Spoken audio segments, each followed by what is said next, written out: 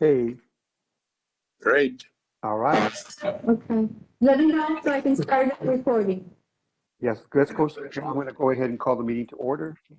Let me first record, one moment. Mhm.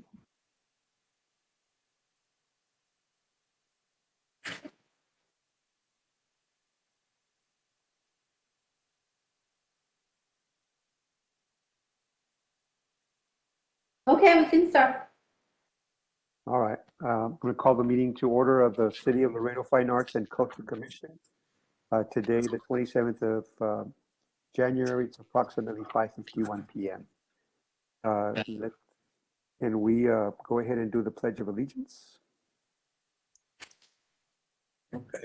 All right, ready.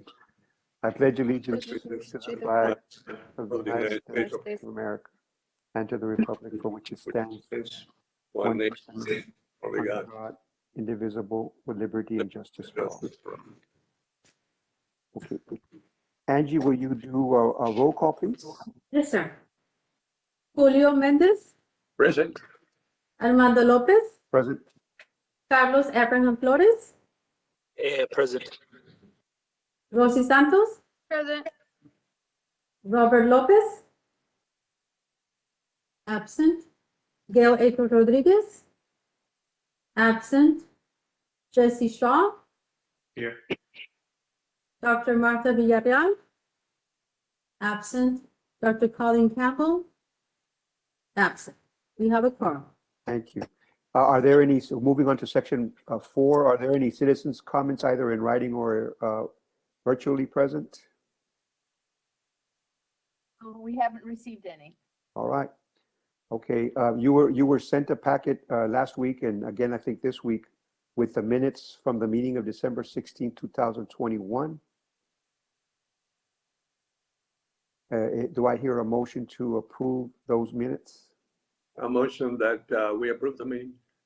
Moved by Julio Mendez. Is there a second? A second. Okay. Rosie seconds. All those in favor? Aye. Any opposed? Okay, minutes pass unanimously. I was going to say anonymously. Okay. Do we have any communications and announcements? None. Okay. Let's move on to Roman numeral 7, staff reports. I believe we have an update on the Laredo Public Arts Master Plan. And before we get started, I just want to congratulate everybody for the fine work. I was able to attend the presentation, and I didn't get to attend the city council meeting, but as we all know, it was passed. So I'll yield to whoever's presenting at this point on the update. Eileen, since you had the meeting with Thank you. So we, as all of you saw, well, we had the town hall meeting, and then after that, we had the presentation at council. Elia Aquiles was there. She did the presentation before council of the Public Arts Master Plan, and it was approved by council. They had several questions, but I think overall, all their questions were answered. The overall approach and the different perspectives that the council member had were addressed during the presentation. And so now the next step is we're going to council again on February the 7th to take the extension of the contract for Up Art Studio for the next 6 months so that we can start implementing the program. One of the key objectives of this is that we don't have a plan that is just on a shelf, but that we have quick actions and we can start implementing things right away. And so this is the objective with extending the contract with Up Art Studio. And also the idea is to, based on the recommendations of management and council, is to start looking for a position for a public arts management manager program position. manager. Yeah, thank you. So we want to make sure those two elements happen at the same time, that we still have that contract with Up Art Studio and we have this person coming on board so that we can have transition, and who better to explain what's in the master plan than the consultant. And so those are the next steps. Again, February 7, we're going to go to council with the approval for the extension. It has already been the recommendation of management, and we're moving forward with it on the next council meeting. I don't Okay. know if I'm missing anything, Maria? No, Or that, Elia. that's it to date. I don't know if they have any questions of Elia. Elia, is there anything that you feel you need from us prior to that meeting on February 7th? No, I don't think so. I would just encourage all of you to look at the plan, if you haven't already, and kind of look at the areas where we talk about the commission. It's in there several different places. There's some places where we give recommendations on how the commission should move forward. And so what I did, for example, is when I was kind of like trying to review and refresh my memory on all of the duties of the commission, I just did a search in the PDF for the word Culture Commission, and all the instances came up on where it's mentioned. So I would just encourage you guys to, start familiarizing yourself with the recommendations and the content in there, so that at the next meeting, if everything goes according to plan and the contract extension gets made, then we can start working on some of those items. Okay. But I don't think anything's needed before council. I don't know, Eileen, you might know better than me, Eileen and Maria. It is, purchasing is putting the item on the agenda, and it's basically a contract extension. There shouldn't be any controversy, right, Eileen? Any big discussion? Yes, I hope, no, I don't think.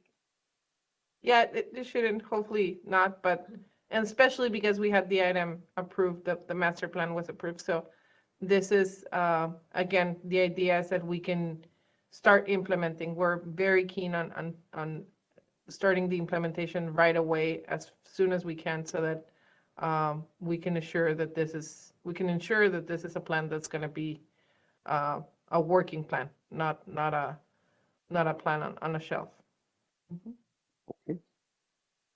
When is going to be that meeting for approval? It's February the 7th. February 7th, okay. Elia, I had a question. At council, what were their concerns, or what were they questioning about the master plan? So there was a few. One of them was, what was going to be the council's decision-making capacity Mm. versus the decision-making capacity of you guys, of the commission. So just explaining to them that you all are more of an oversight and advisory commission.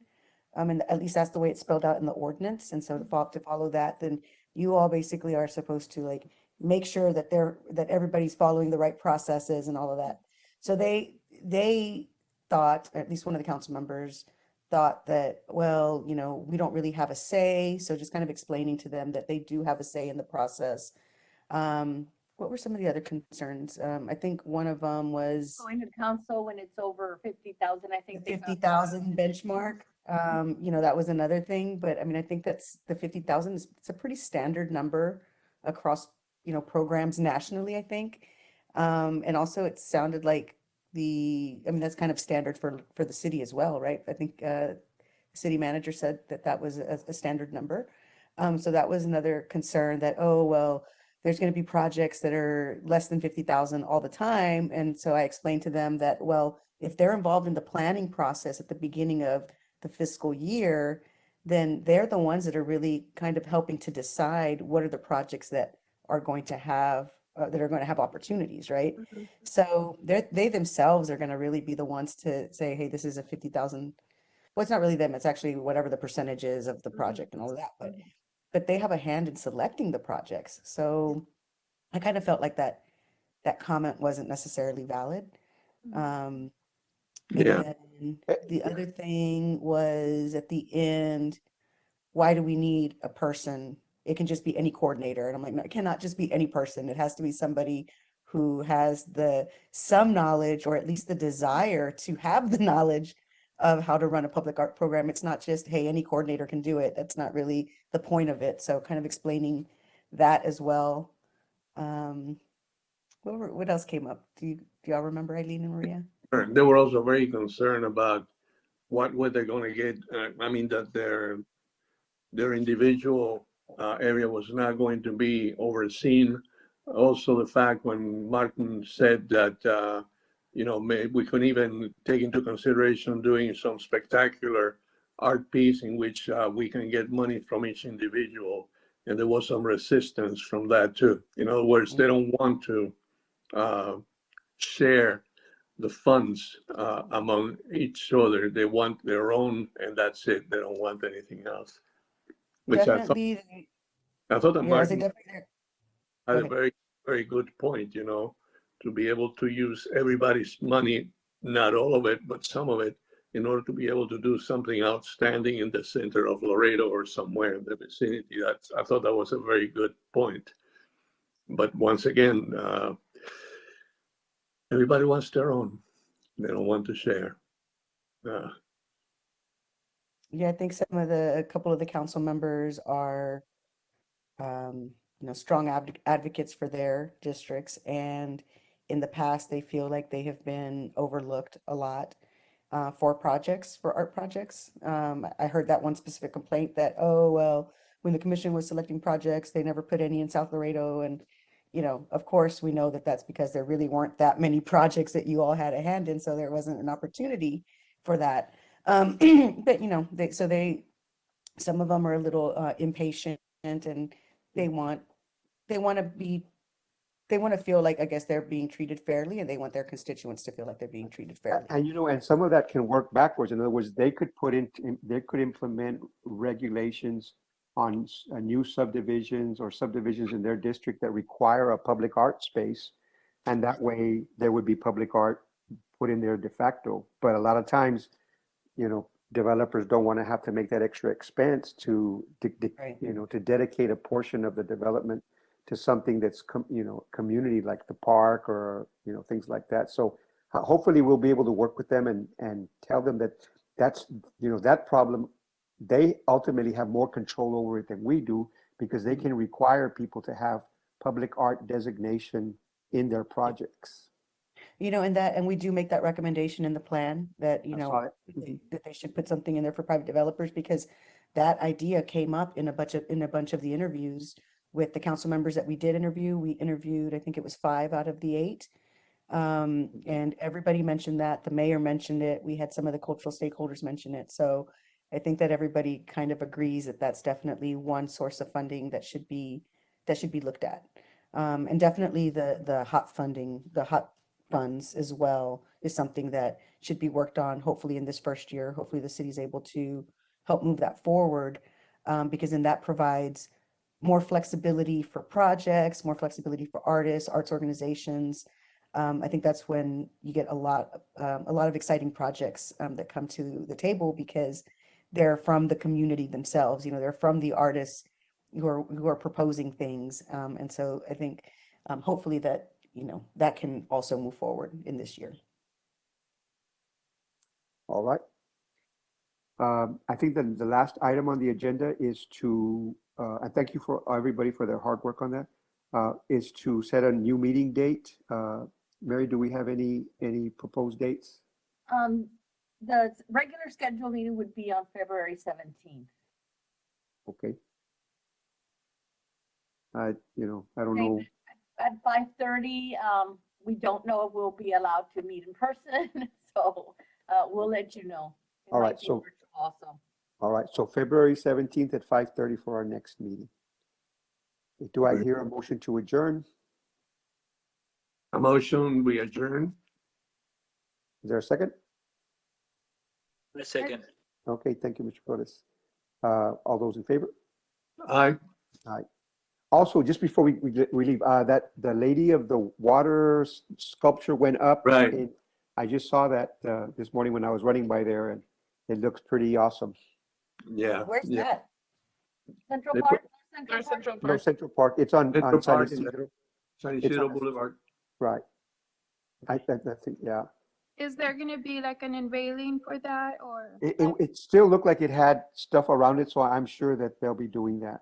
I'm pretty sure, Dr. Marte will do it. Yeah, they still got barriers around it. so. Right. Yeah. Is that the one that Dr. Marte mentioned that he had raised money for himself? I don't know. No, was that one Laredo. was included in the, what was it with the city of Laredo City? What was it? Beautification of Laredo, Beautify Laredo or something like Laredo that? Beautiful? He's Right. Laredo Beautiful. I just Yeah. learned there was also a National Endowment for the Arts grant that was used for that area. I don't know if just for Yeah. that sculpture, but for that area too. No, that was like an extension of that sculpture to Okay. have smaller sculptures. And I don't even know if that one got approved because Blasita left. It looks, Yeah. I was talking to somebody this week that mentioned that, so I need to follow up with John. Because it looked like it was approved, so I need to follow up on that. I'll keep you all posted. Okay. Okay. Well, if you all have a chance, drive by. I mean, it looks very, I mean, it's just something very different from anything we have in the city. So that's awesome. Yeah, as a matter of fact, that same lady was, got also approved by the same group that Laredo Beautification, whatever. I'm bad for names, so I don't worry about it. But she was actually, she got the approval to be able to paint the drainage or do painting on the drainages in order to be able to exhort people that, to keep the water clean and to prevent bad things to go into the drainage. So I met them when they were doing one of those paintings in the park that is here on close to me. And I was able to see that she had her two kids, her three kids were doing the paintings, and they've been doing it in every park. They've been doing one of those paintings on top of the drainage cap. So it was pretty interesting that she's taking the time to do that also besides that. So, yeah. All right, everybody. Everybody stay safe. Okay. You all too. All right. Bye-bye. Bye. Bye.